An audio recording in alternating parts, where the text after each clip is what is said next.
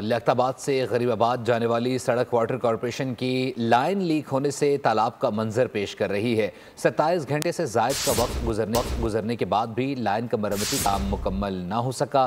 Traffic की रवानी शदीद मुतासिर है। इस वक्त बोल न्यूज़ के नुमाइंदे खुर्रम गुलजार ट्रैफिक पुलिस अफसर के हमरा मौजूद हैं।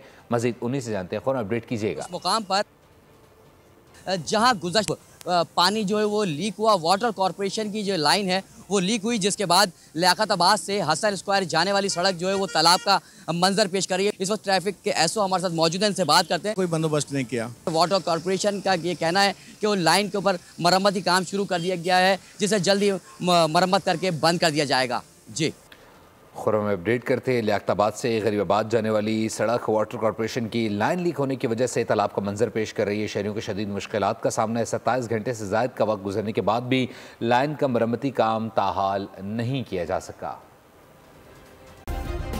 सब्सक्राइब करें और बेल दबाएं ताकि कोई खबर रह न जाए।